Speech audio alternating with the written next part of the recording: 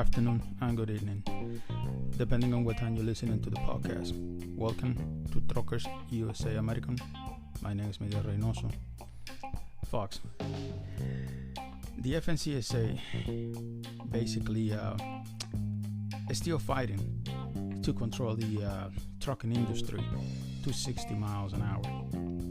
And there was a report released says that the FMCSA intention to basically control any vehicle that weighs more than 26,001 pounds to 60 miles an hour is still being considered. And basically they said the advance notice between previous proposal, it is floating around on the FMCSA desk, and they said that the proposal is between 60 to 65 or 68 miles per hour, according to the regulations from the FMCSA. The problem is the FMCSA clearly says that they want to control the commercial vehicles to 60 miles an hour, and there's a lot of organizations and trucking association despise the all the thousands of truck drivers that basically wrote to the FMCSA telling them that it is a bad idea to control us at 60 miles an hour, because that will create a lot of problems in some of the highways, and believe it or not, it will create a lot of accidents, because some people do not understand that truck is controlled at 60 miles an hour, and some driver would think like this guy is doing this on purpose. And you're probably gonna have somebody that is pissed off on the highway and said this guy is basically blocking me, and especially in the highway that it has two lanes, and then you got somebody in the other lane that is doing 63 miles an hour. It creates a problem, period, especially in highways.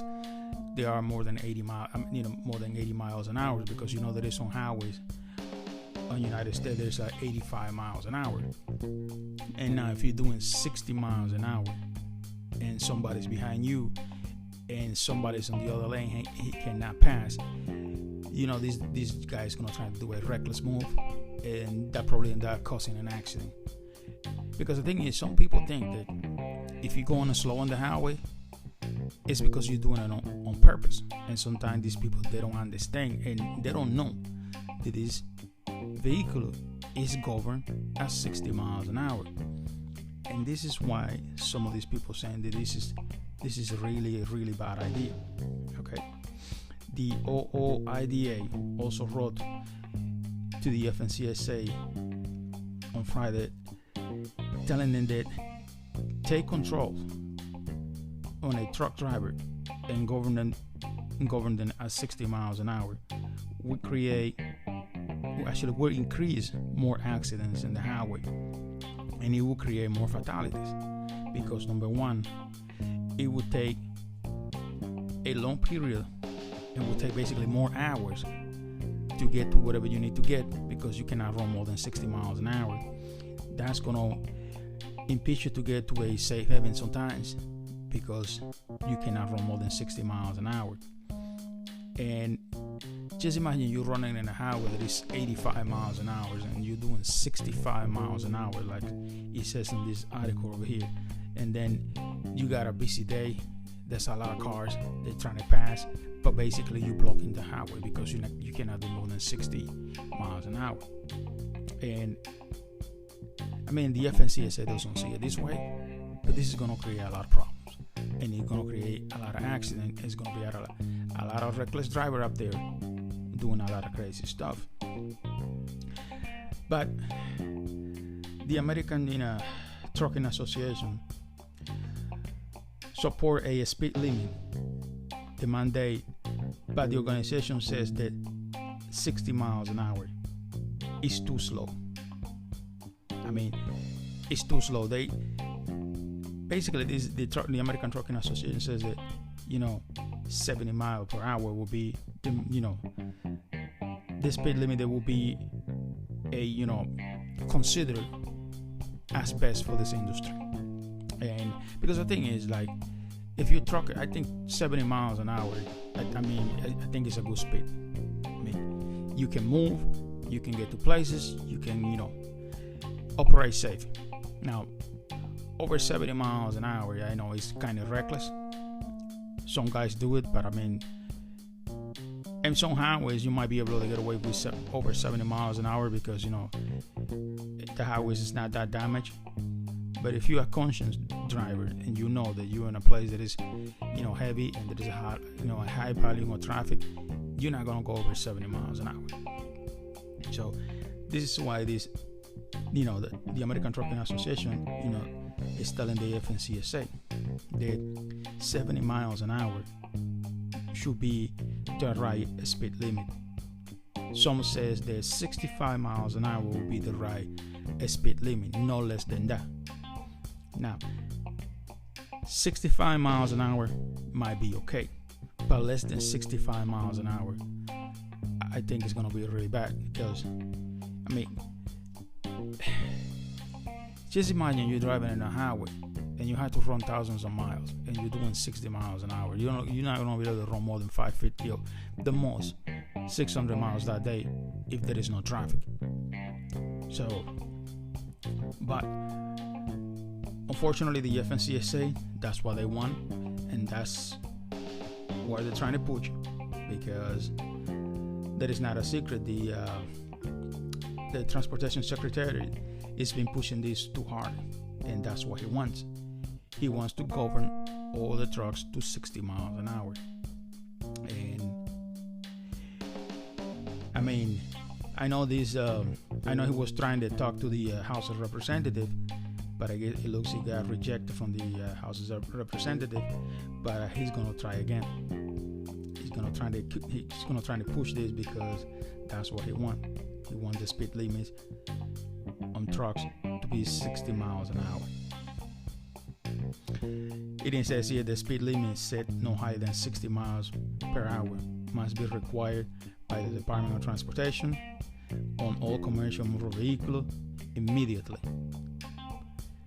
Again, this guy is pushing for this too hard. I mean, he doesn't care if you write to hand and send them, letters or whatever, telling them that it's not a good idea, that will create a lot of accidents. That's what he wants. And remember, this guy is the Secretary of the Department of Transportation. And I mean, if he can convince these people, to pass this as a law, then, we're going to be in a lot of problems, because the speed limit set up at 60 miles per hour is crazy.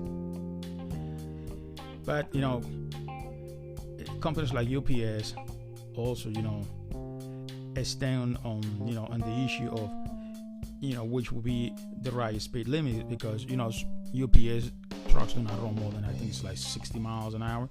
But the problem is, compare UPS with us is not fair, because I mean, even UPS is not okay with this, but I mean, compare UPS trucks with an over-the-road company on over-the-road owner operator. It's not fair, because UPS guys don't go probably more than 500 miles. That's the most. And these people don't have to drive across the country, because what they do is they drop stuff from one place to another driver take over and bring it to another place. So I mean, the way the UPS operate, is way different than the way we operate. So it is not fair to bring this, to trying to compare, UPS or FedEx or any, company that basically what they do is, partial loads with us, that we do a full truck load, and, we have to basically run those miles. And I think also Canada is opposed to the 60 miles per hour limit. But the problem is like, if this guy keep, doing this, there might be a possibility that he's gonna get away with it. And then I don't know about you guys, but I don't think I can drive a truck running 60 miles an hour. I mean, there will be no point in doing this, because it will take you too long to you get to where you're supposed to get, and you're not gonna be able to run those miles, you're not gonna make any money. Which I think that's basically the main point of this from this guy. Basically control us so we don't make the money that we make, And to be honest with you, I don't see what's the point of doing this, because I mean,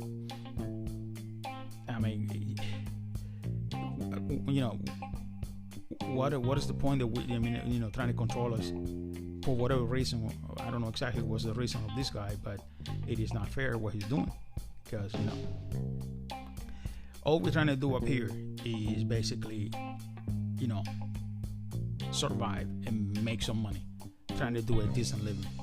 But it looks like this guy, whatever we're doing, is bothering him, because this guy has come out with a lot of rules and regulations for this industry, and he's only been there less than 2 years, something like that, 3 years. So I don't know. I mean, a lot of people has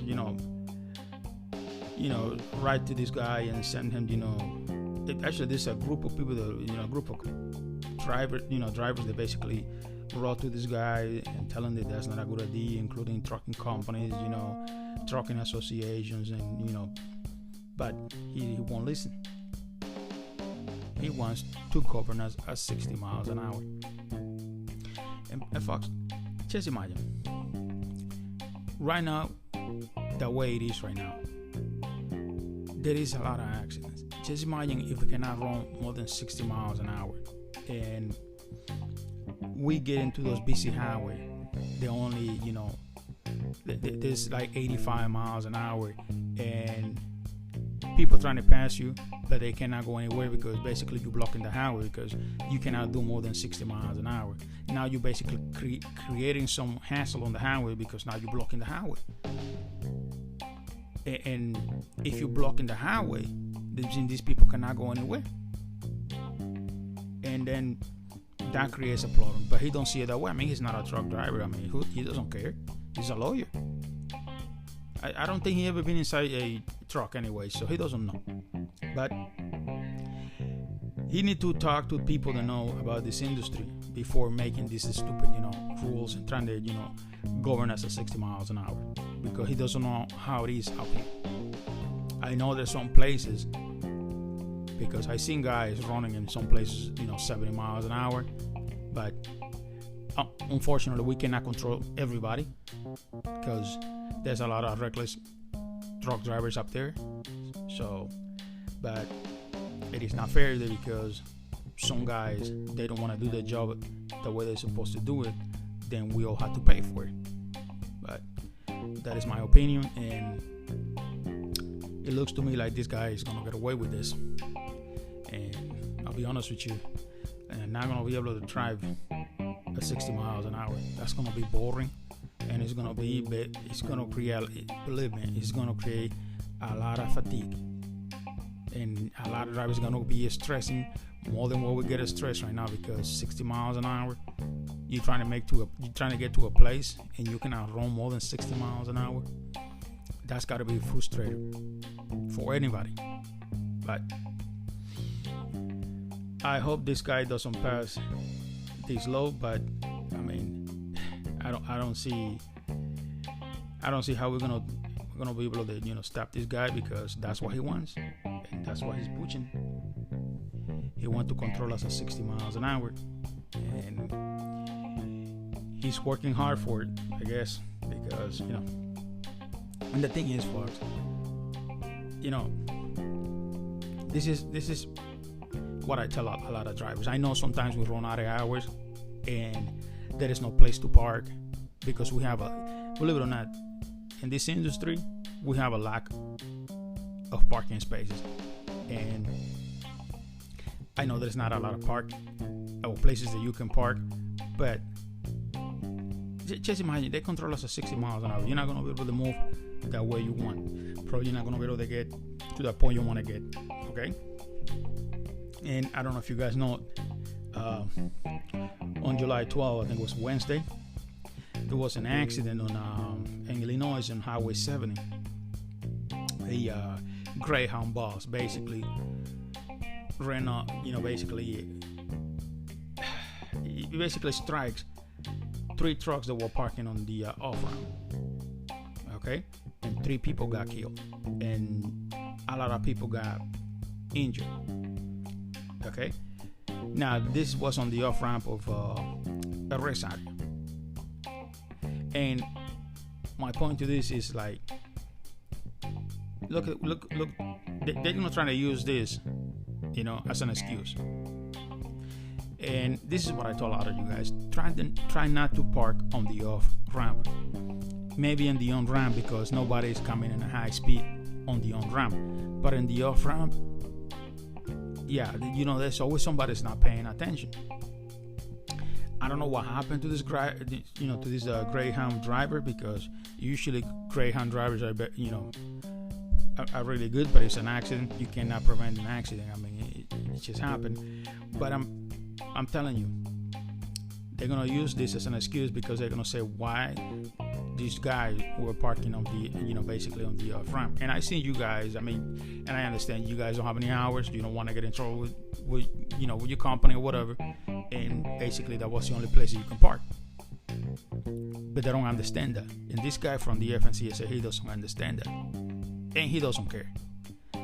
But they're gonna use this as an excuse and say that we need to govern, the trucks to 60 miles per hour. We need to create more rules. We have to come out with more solution to prevent this. This is the mentality that these people have. Now, I understand. This guy probably was not supposed to be parking on the off ramp, because the signs also that says do not park beyond this or whatever. But the other thing is, they don't see that this guy, they probably had to do this because he was running out of hours. He's running out of hours because a electronic device that was created by the Department of Transportation to basically control us, so we cannot get to the safe places that we need to get. Now they're gonna bring this and blame us. Remember that. Now, I know this accident is bad because 3 people basically lost their life and dozens of people got hurt. And I mean, I'm really sorry that stuff like this happens. And but unfortunately, the way this industry is, the way they control us, the way they basically doing all this stuff that we cannot basically do anything. So I bet you that these 3 drivers that were parking on the off ramp, they ran out of hours. They had to basically shut down over there. And I don't know exactly what happened, because if they were parking on the off ramp, I'm guessing the Greyhound driver basically lost control of the vehicle. I mean, they haven't said exactly what was the reason of the accident. All they say is that a Greyhound bus basically crashed into 3 semi truck that was basically parked on the off ramp of the race area. That's all they say, nothing else. But I hope not. But they're gonna try to blame the trucking industry for this. But again, we're not supposed to park in the off ramp. That's the problem. Okay, this is why Pennsylvania doesn't allow you to park on the off ramp. If you park in the off ramp, actually Pennsylvania doesn't want you parking not even in the on ramp. Period. If you're not in a truck stop on a rest area and they find you over there, maybe some trooper, they may ask you to move, or there might be a guy that might give you a ticket. But remember, folks, we cannot park in the off ramp, not even on the off ramp of a race area. I do not park in those places because I know it's dangerous, and so there's always somebody that is not paying attention. There might be some guy that was in a party or got drunk or whatever, and somebody lost the control of the vehicle or whatever. Any type, any kind of anything can cause an accident. Just somebody maybe dropped something on the floor of the car trying to pick it up real quick, and then boom, it's an accident. You cannot prevent an accident. Accidents are always going to happen. But we're not supposed to be in the off ramp.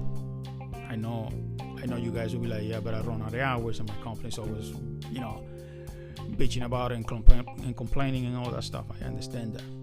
But, and the problem is I also blame some of the big trucking companies too, because I know some of the trucking companies, they take the off-duty PC off some of the truck drivers. I know some guys abuse it. I mean, there's always an excuse for everything. But if you take the off-duty PC from these guys,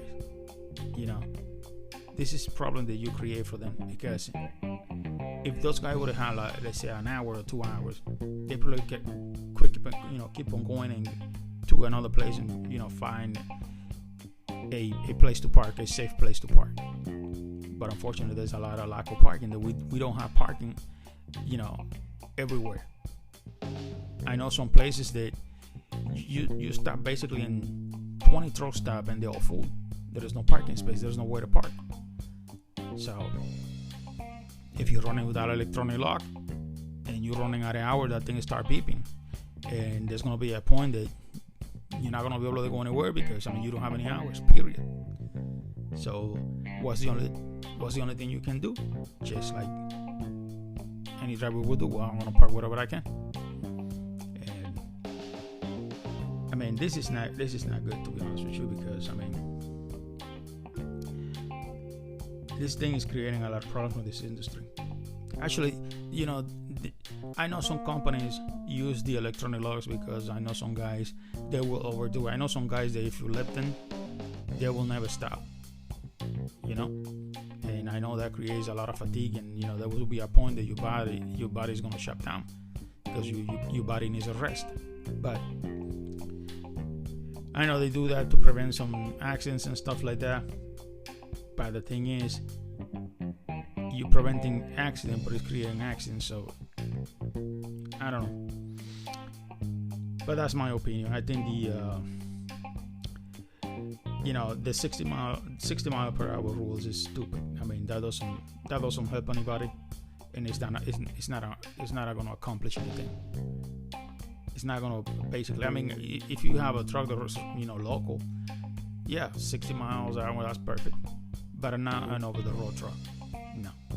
Maybe the local trucks, yeah, but an over the road truck, no. That is not safe. An over the road truck running 60 miles an hour is not safe. Plus, it's going to create a lot of fatigue. And if you guys, any truck driver out there, what do you think about driving a semi truck at 60 miles an hour? He will tell you, no, that's crazy, man. That will create a lot of fatigue, and that will create, a lot of accidents up there, because like they say, you're going to be holding basically the traffic. You're going to be a problem in the traffic. Just imagine 10 trucks running on the same highway, 60 miles per hour. Believe me, that's going to create a problem on the highway, because they're going to be blocking everybody, because there's going to be a point that maybe my load is heavy than this guy, and then going up in a little hill, my truck is going to slow down.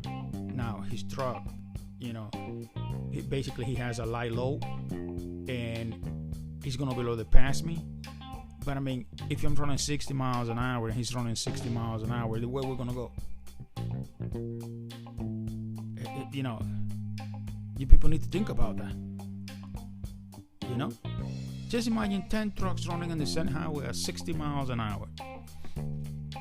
And there's always a driver that want to pass everybody because he think they might be able to pass you because his load is light. But then when we go up in the hill,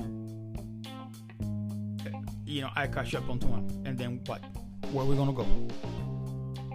I can't pass him because he runs 60 miles an hour just like I do. So we're basically gonna be blocking the highway, and that's gonna create problems. But hey, I don't know the mentality of this politics, because they think they know it all. They think they can come out with some laws and some rules and regulations so they can make everybody safe up there. And Let me put it this way. Like I said before, if they don't educate the public about the trucking industry, accidents are gonna keep happening. Because the problem with some of these people, they don't understand, anything about transportation or anything about trucks. And some people think that if you're going up in a hill and your truck is slowing down, you're doing that on purpose. They don't understand that you have a heavy load and your truck is gonna slow down because, remember, you're carrying almost 80,000 pounds. This is not a car. That vehicle is gonna slow down because it doesn't have that power to go up in the hill. Just imagine if they control you at 60 miles per hour, because they're gonna have to, to control you at 60 miles per hour. They're gonna, basically they're gonna reduce your RPM, and whatever give them the engine power is your RPM. And if they reduce your RPM, just imagine going up on a hill with 78,000 pounds or 79,000 pounds. I mean, you're gonna go up in a hill at what, 30 miles per hour. Now you got this idiot behind you in a car, they're thinking that, oh, this guy's doing that on purpose. And that's gonna create a lot of problems. People don't understand this. They need to educate the public about the transportation industry. Another thing they need to educate people is like, do not cut in front. I know some states like Georgia and other places, they have signs that says leave more space, or leave more, don't get a ticket or whatever. I think I see in Georgia. That's the only place that I see those signs. Leave more space. But if they don't educate the public about cutting too soon in front of a semi truck, that's another problem. Because these people think that if you they cut in front of you and they hit the brake, and I hit my brake, I'm gonna stop the same way he did. But the reality is another. That truck is not gonna stop. I need a space to stop or to slow down. Now, if you don't leave me no space and you slam your brake in front of me, that's it. I'm not gonna be able to stop. But like always, they want to blame everything on the truck drivers because we're supposed to be the professional drivers, but they don't want to educate the public. All the money that you're spending and giving it to these trucking companies or this driving institution or whatever, you need to spend that money to educate the public. Okay? Because let me put it this way, I've seen some idiots, okay, trying to pass the train on the railroad tracks, and then boom, they got cut off over there. I mean, just to think about it, to do something like that is really stupid. But people will always do stuff like that, But if you don't educate the public, stuff like that is gonna keep happening. And but I mean, all I can say is complain over here because there's nothing I can do. I mean, they're not gonna listen to me, and that's what's gonna be. And another thing, folks, it looks like a lot of ELD companies are still having a lot of problems with the ELD, because there is more ELD companies coming out. Say, the FMCSA is coming out and saying there's going to be a dozen more ELD companies that are going to be shut down, or they're not going to be able to provide ELD service to the trucking industry, because it looks like I don't understand this, and I really don't understand some of these guys that develop this technology. The FMCSA doesn't want you to edit any driving time, and that's the main goal. No, not editing, the driving hours. And somehow these people think they're gonna get away with it, and they still add, some sort of loophole so companies or drivers can edit the driving hours. And that is legal, and maybe they thought that the FMCSA is not gonna find out. Yeah, let me put it this way. I mean, and drivers, if you have the software that has that you can edit the hours, don't do that, because you're gonna get in trouble. Because the moment the FMCSA go and do an audit to your company, they're gonna check your ELD device, and they're gonna see from where you start to where you finish.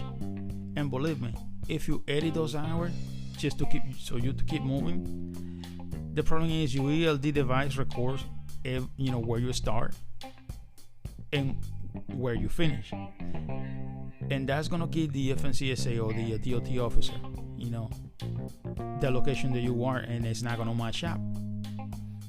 Then you're gonna be in trouble, because how you gonna explain the DOT officer that you went from this place to this place? Let's say you run 750 miles, okay, in one day. How you gonna explain that to them? I mean, you can. And let me these people are not stupid. They're gonna see where you were, because if you're running, let's say, in an open highway, and you run 70 miles an hour, you might be able to run 700 miles, not 750. Now, if you're driving to cities and places that they know, there's a lot of traffic, and the traffic is always heavy, and it shows in your ELD device that you run 750 miles, then you're gonna be in trouble. So you need to check whatever ELD provider that you have right now, because some of these ELD devices are not they not comply with the DOT regulations, and they've been looking into these devices little by little. And like I said before, there might be a couple of guys that got together and they developed a software to provide ELD service for the trucking industry, but unfortunately they did a bad job. They were not that good, and whatever they create is bad and creating a lot of problems. Because I was talking to a guy, and he told me that he was using an ELD that he stopped, and then he put himself in off duty on sleeper, and then when he wake up next day, he doesn't have any hours, because automatically his ELD went back to driving. And I don't understand that, because if your ELD device is supposed to basically detect every movement or everything in your truck, right? It basically that is connected with the engine and the transmission. Now the problem is like, I don't know what kind of ELD he was using, but if you ELD, I'm gonna put it this way: the first couple of times, if I'm using an ELD, the first couple of times this ELD do stuff like that to me, I'm gonna stop using it, because that's gonna be a problem for me. But I'm guessing whoever created that software, did a bad job, because his server, the server they create is garbage. Because how can you stop and put yourself on off duty on the sleeper, and then the device went on driving on his own? Or that's what he says. So, but you need to be careful what ELD device you're using, because some of these companies that create ELDs, they're not really good. Some of them, I know there's a lot of them that are really good, but before you buy any of those devices, because another thing, remember, you're gonna spend money buying that device, and if you buy a device that costs you $500 and it's giving you a lot of trouble, or it doesn't comply with the DOT regulation, then you basically lost your money. So before you do that, go to the FMCSA and check what ELD device is approved by the Department of Transportation. It is easy. All you gotta do is just go to the FMCSA.dot.gov, okay, and you can basically search for ELD devices, and it will come out and it will tell you the ELD devices that you are allowed to use, or the ELD devices that are not basically complying with the Department of Transportation. I know you'll be like, yeah, but why? If they selling it, okay. Remember, everybody wants to make money. If I create a product, I want to sell my product. Maybe my product is not that good, but I want to sell it anyway. And then you buy it, and then you find out that my product is not good. Then you lost your money, because I bet you some of these ELD providers, they're not going to reimburse you for that. They're not going to give you your money back. So be careful what ELD device you use, because and the thing is, like, the moment you get a ELD device that lets you edit the hours, you should stop using it, because you know that's going to create problems for you. Not for the ELD company. The ELD company, the only thing they're probably going to get, I don't know, maybe they're not going to really sell, their product to the trucking industry anymore. But you're the one they're going to get citations. You're the one they're going to get put out of service, and then DOT is going to make your life miserable. So you got to think about that before you get into these ELD devices, because there's a lot of them. There's a lot of ELD devices out there. I thought, this is what I was thinking, that there was maybe 20 companies that provide ELD service, but no, it's hundreds of them. And the thing is, you don't know which one is good, which one is bad.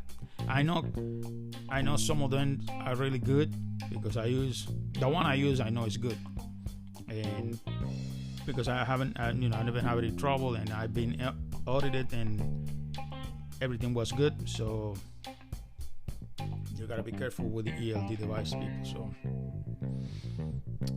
and another thing, folks, is I know you guys up there, I'm looking at the low boards and looking at the prices right now, and this is really getting crazy, because who the ones are moving these lows, to be honest with you? Because why would I go to California for $1,900? And I seen they've been posting these lows coming out of Florida for $1,900 going to California, $2,500. I know that maybe before, because it was the freight coming out of California, but right now, why would you go to California for $2,500? Because you know you're not gonna get anything coming out of California that pays more than $3,000. But my point is, somebody's doing these lows because they're moving it. They put it on the low board, and when you hit refresh, those lows are gone. So I don't understand. But I guess, some people would say well, if I make $500, I'm still making money. But that's the way they think. That's fine. But I'll be honest with you. I would not move those lows. I'd rather go out of business than move those lows for the price, because I'm not gonna make any money. And I'm not gonna be working just to get tired. I need to make money. That's why I'm doing this job, to make money. But if some people think that by moving those low for that kind of price, it's good for the business because they say they're still making money, well, good luck to you guys, because this is crazy. And it's really abusive from the brokers and the cheapers. If the cheapers are the one that really controlling the prices right now, because that's what the broker says, the cheapers are the one that don't want to pay. But it's a dilemma that he say, you say, they say, but it's really abusive. I don't know how far this is gonna go, but this gotta stop somehow. This gotta stop, because there's a lot of companies and owner operators going out of business right now. This situation is not easy for anybody. It's getting bad, really bad, because nobody's making the money, and plus these lows paying these ridiculous prices. It's crazy. But somebody's moving it. I don't know who, but somebody's moving these lows. I don't know, why would you move anything for that kind of price? But you cannot control the situation, and I guess some people rather move those lows than make no money. But that's the situation that's going on right now. So, but these prices are really, really abusive. They really right now they really abuse it. I don't know why they're doing this, but it's really bad, people. Really bad. I know we're gonna. This thing keeps going. We're gonna go out of business soon. So, well, folks, that's all I got for today. don't get stressed. Be safe out there. I mean, it's no work too hard if you're not getting paid. And I'll talk to you guys in the next podcast. Bye. God bless you.